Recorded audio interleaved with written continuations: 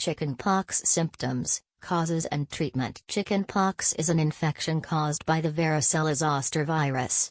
It causes an itchy rash with small, fluid-filled blisters. Chickenpox is highly contagious to people who haven't had the disease or been vaccinated against it. Today, a vaccine is available that protects children against chickenpox. Routine vaccination is recommended by the U.S. Centers for Disease Control and Prevention, CDC. The chickenpox vaccine is a safe, effective way to prevent chickenpox and its possible complications.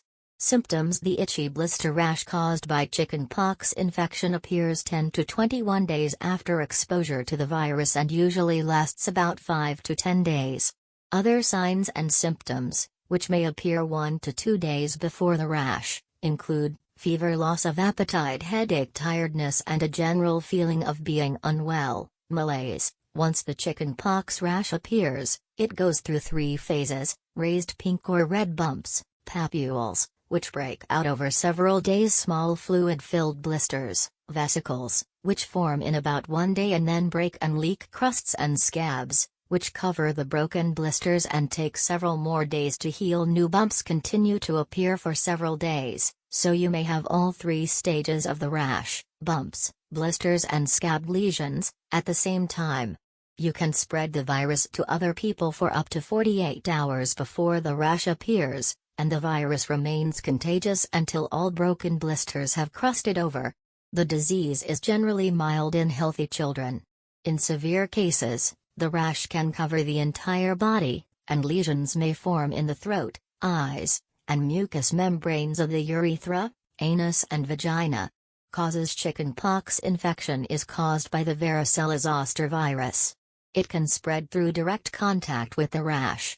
It can also spread when a person with the chickenpox coughs or sneezes and you inhale the air droplets.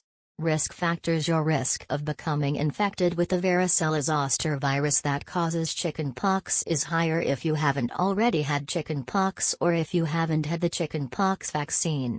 It's especially important for people who work in childcare or school settings to be vaccinated. Most people who have had chickenpox or have been vaccinated against chickenpox are immune to chickenpox. A few people can get chickenpox more than once, but this is rare. If you've been vaccinated and still get chickenpox, symptoms are often milder, with fewer blisters and mild or no fever.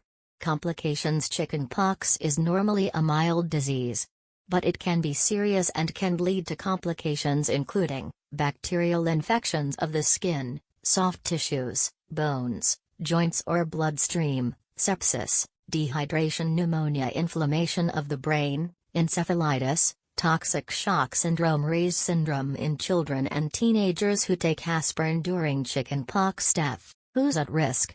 People who are at higher risk of chickenpox complications include newborns and infants whose mothers never had chickenpox or the vaccine, adolescents and adults, pregnant women who haven't had chickenpox, people who smoke, people whose immune systems are weakened by medication, such as chemotherapy, or by a disease, such as cancer or HIV, people who are taking steroid medications for another disease or condition, such as asthma. When to see a doctor: if you think you or your child might have chickenpox, consult your doctor. He or she usually can diagnose chickenpox by examining the rash and considering other symptoms. Your doctor can also prescribe medications to lessen the severity of chickenpox and treat complications, if necessary.